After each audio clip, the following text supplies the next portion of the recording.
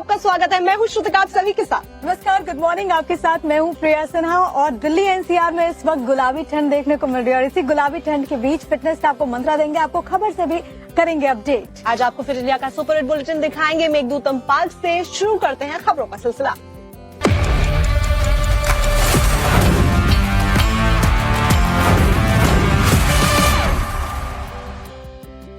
और चलिए सबसे पहले बात करते हैं आज के दिन की सबसे बड़ी खबर की। प्रधानमंत्री नरेंद्र मोदी का मलेशिया का दौरा बहुत अहम है क्योंकि प्रधानमंत्री बनने के बाद प्रधानमंत्री का ये तीसरा मलेशिया का दौरा है। तो आपको बता दें कि राष्ट्रपति के आमंत्रण पर मलेशिया जा रहे हैं पीएम। कल दोनों देशों के बीच में द्विपक्षीय वार्ता होने वाली है और इस वार्ता में कई अहम मुद्दों को लेकर चर्चा भी होगी। भारतीय समुदाय से भी प्रधानमंत्री नरेंद्र मोदी मिलने वाले हैं, तो जाहिर है कि इस दौरान देखना बहुत महत्वपूर्ण होगा कि वहाँ पर इंडियन डायस्पोरा से किस तरीके की तस्वीर सामने आती है। प्रधानमंत्री का ये तीसरा मलेशिया का दौरा है और जाहिर है कि अलग अलग देशों के साथ भारत के रिश्ते कैसे प्रगाढ़ हो, इसको लेकर के लगातार कोशिशें जारी और ऐसे में मलेशिया दौरा बेहद अहम। आपका स्वागत है फिर इंडिया के सुपर हिट बुलेटिन में। खबरों का रुख करते हैं। आपको बताते हैं खबर कि प्रधानमंत्री नरेंद्र मोदी मलेशिया के दौरे पर जा रहे हैं और ऐसे में मलेशियाई प्रधानमंत्री के साथ में द्विपक्षीय वार्ता भी करने वाले हैं। 2 दिन का ये मलेशिया का दौरा है। जब से प्रधानमंत्री नरेंद्र मोदी सत्ता में काबिज हुए हैं तब से अगर हम देखें तो तीसरी मर्तबा है जब पीएम मोदी मलेशिया जाएंगे। वहाँ पर इंडियन डायस्पोरा को संबोधित वो करेंगे। इसके अलावा वहाँ के प्रधानमंत्री के साथ 1 to 1 चर्चा भी होने वाली है। इस पूरे दौरे में कई अहम मुद्दों को लेकर चर्चा होने वाली है। दोनों देशों के बीच के संबंध को लेकर व्यापारिक समझौते भी हो सकते हैं। तो ऐसे में सभी की निगाहें इस द्विपक्षीय वार्ता के ऊपर बनी हुई हैं। प्रधानमंत्री नरेंद्र मोदी का हालांकि ये तीसरा मलेशिया दौरा है, लेकिन साल 2024 में दोनों देशों में कॉम्प्रिहेंसिव स्ट्रेटेजिक पार्टनरशिप के बाद ये पीएम मोदी की पहली मलेशिया यात्रा होगी, जिसकी वजह से प्रधानमंत्री का ये मलेशिया दौरा काफी अहम माना जा रहा है।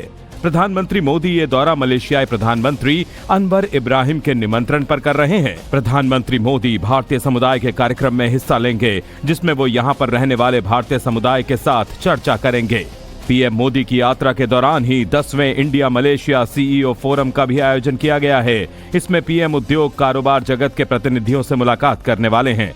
रविवार को पीएम मोदी मलेशियाई प्रधानमंत्री के साथ द्विपक्षीय बातचीत करेंगे। इसके बाद डेलीगेशन लेवल की वार्ता होगी, जिसमें मुख्य रूप से व्यापार, निवेश, रक्षा, सुरक्षा, सेमीकंडक्टर, डिजिटल तकनीक, नवीकरणीय ऊर्जा, शिक्षा, स्वास्थ्य सेवा आदि पर चर्चा हो सकती है। इस दौरान कई एमओयू पर हस्ताक्षर होने की उम्मीद जताई जा रही है। दोनों नेताओं की संयुक्त प्रेस कॉन्फ्रेंस होगी और फिर पीएम मोदी भारत के लिए रवाना हो जाएंगे। बता दें कि एक्ट ईस्ट पॉलिसी, विजन महासागर और इंडो पैसिफिक विजन के तहत मलेशिया भारत का अहम साझेदार है। इस यात्रा से भारत का आसियान क्षेत्र के साथ जुड़ाव भी बढ़ेगा, क्योंकि मलेशिया आसियान का संस्थापक सदस्य है। चलिए बात करते हैं पंजाब की, जहाँ पर एक बार फिर से पुलिस और किसानों के बीच झड़प का मामला सामने आया। दरअसल यहाँ पर 2 किसानों की रिहाई के लिए बरनाला में किसानों की तरफ से जबरदस्त प्रदर्शन किया गया। क्या तस्वीरें वहाँ से आई है, आप देखिए इस रिपोर्ट में। हाथ में झंडा लिए किसानों का मजमा सड़कों पर उमड़ा है। इसमें पुरुष, महिला, युवा सब शामिल हैं। किसानों की जितनी संख्या है, पुलिस वाले भी उसी तादाद में मौजूद हैं।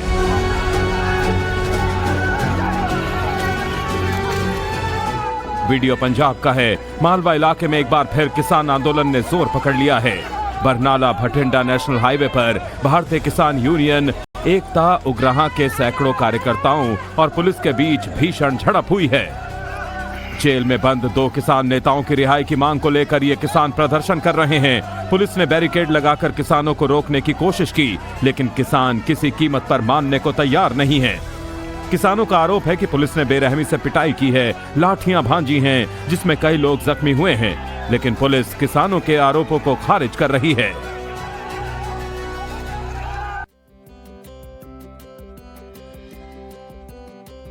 भारत अमेरिका ट्रेड डील पर ऑफिशियल खबर आपको बता देते हैं। 25% टैरिफ से होकर अब घटकर 18% आज से हो जाएगा। आपको याद होगा बीते दिनों ही प्रधानमंत्री नरेंद्र मोदी और डोनाल्ड ट्रंप की बातचीत हुई थी, जिसमें इस बात का ऐलान किया गया था डोनाल्ड ट्रंप की तरफ से कि वो भारत पर टैरिफ को 18% कर रहा है। लेकिन सबसे बड़ी बात है कि आज से इसका फायदा मिलना शुरू हो जाएगा।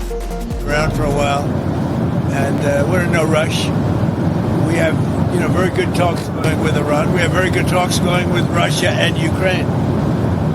We're doing a lot of good talking, and I think we had the results today were with Iran. It was a meeting. We're going to meet again early next week. And they want to make a deal. Iran, as they should want to make a deal. They know the consequences. UP की राजनीति से जुड़ी हुई बड़ी breaking आपको दे देते हैं। PTA के जवाब में अब मायावती की तरफ से बीडीएम कार्ड चला गया है। तो ये बड़ी खबर है और इस बीडीएम का मतलब है ब्राह्मण, दलित और मुसलमान। सबसे बड़ी बात है किसको लेकर के मायावती आज बैठक भी करने वाली है। 2027 में यूपी में विधानसभा चुनाव होने वाला है और मायावती की अगर बात करें तो बीते कुछ वर्षों में उनकी पार्टी का प्रदर्शन उतना अच्छा नहीं रहा।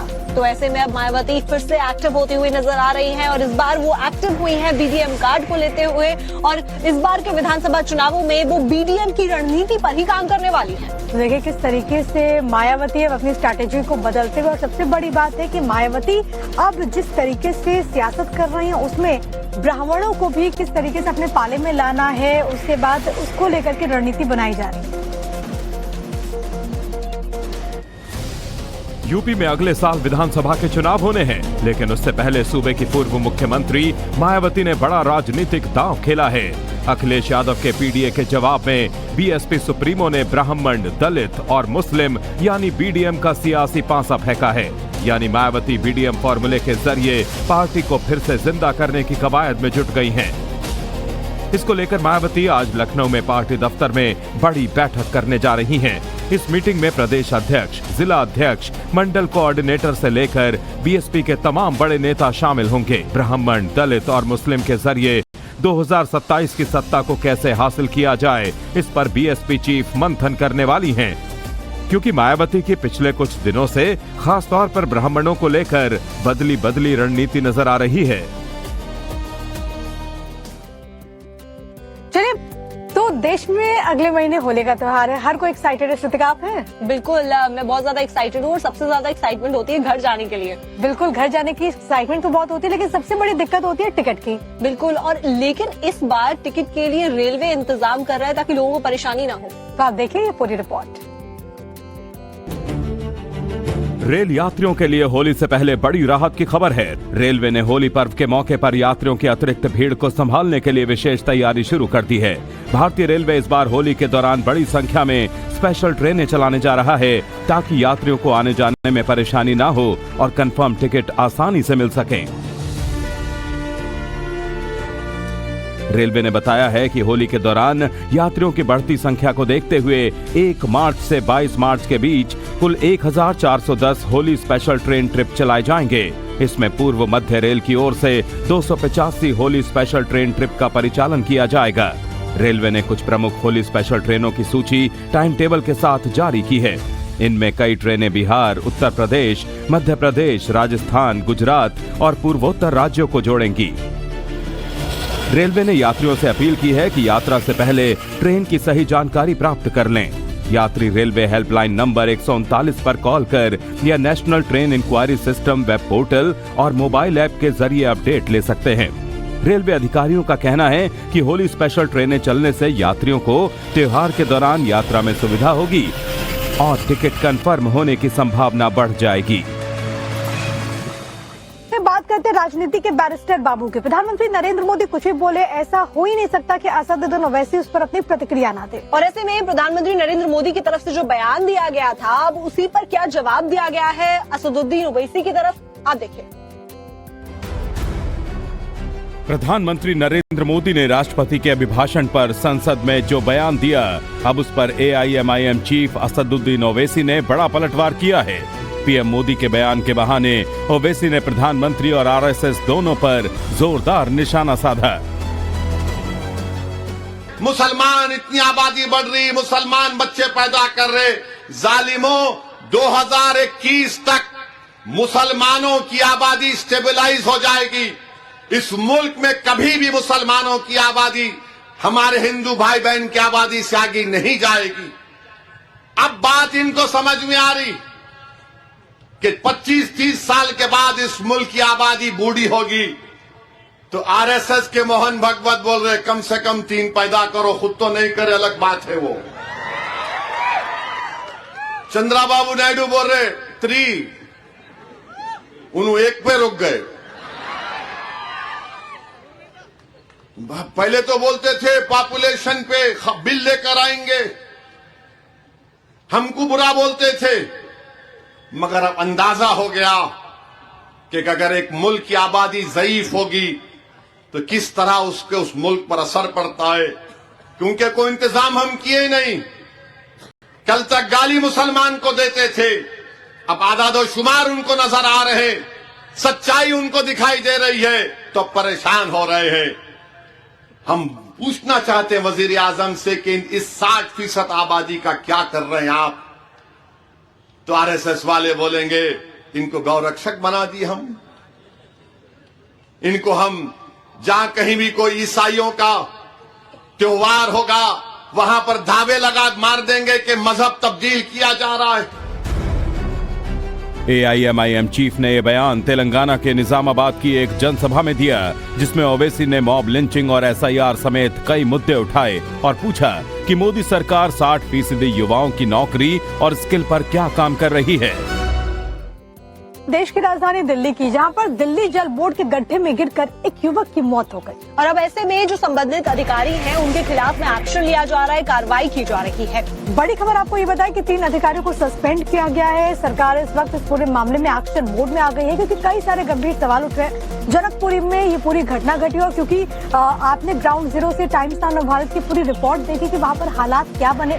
25 साल के कमल जो अपने घर जा रहे थे तो उनके मौत हो जाती है इस गड्ढे में गिरकर। तो ऐसे में अब सरकार की तरफ से जांच के आदेश जारी कर दिए गए हैं और अब पूरी जांच होगी ताकि जो लोग जिम्मेदार हैं उनके खिलाफ सख्ती से कार्रवाई की जा सके। आपको एक रिपोर्ट भी दिखाएंगे कि इस पूरे मामले में अभी तक क्या कुछ एक्शन लिया गया है, सरकार क्या कर रही है, परिवार की तरफ से क्या आरोप लगाए गए। पश्चिमी दिल्ली के जनकपुरी इलाके में दिल्ली जल बोर्ड के निर्माण कार्य के लिए खोदे गए गड्ढे में गिरने से एक बाइक सवार युवक की मौत हो गई। दिल्ली सरकार ने इस मामले में जांच के आदेश जारी किए हैं।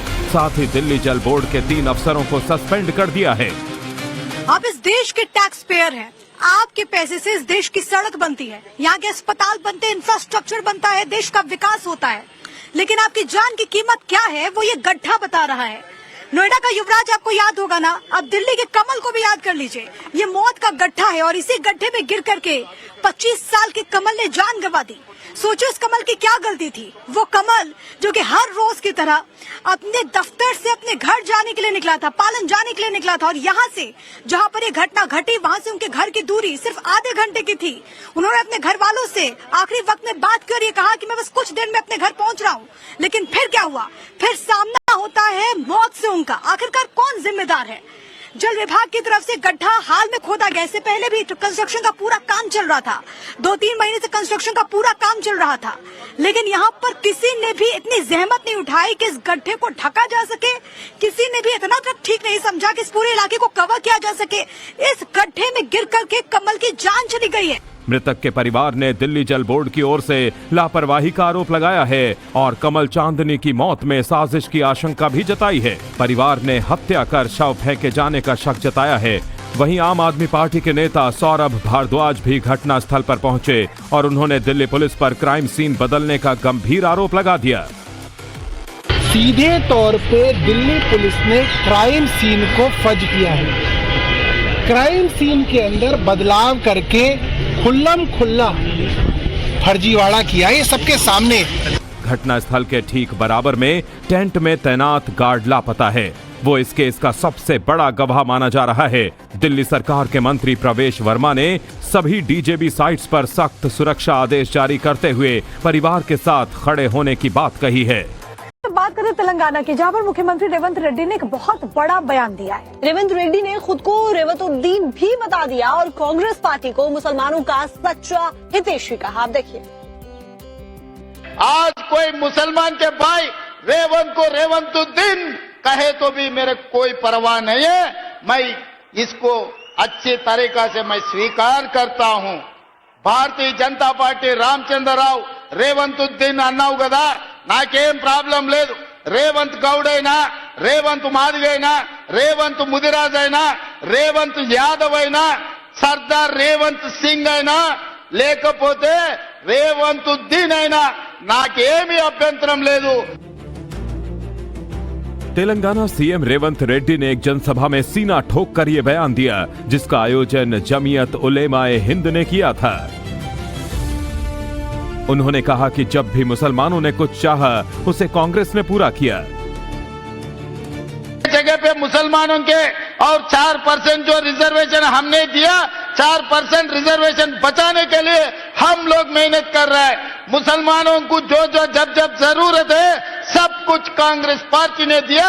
इस देश को राष्ट्रपति मुसलमान को कांग्रेस पार्टी ने बनाया। 7 मुख्यमंत्रियों को इस देश में कांग्रेस पार्टी मुसलमानों को बनाया।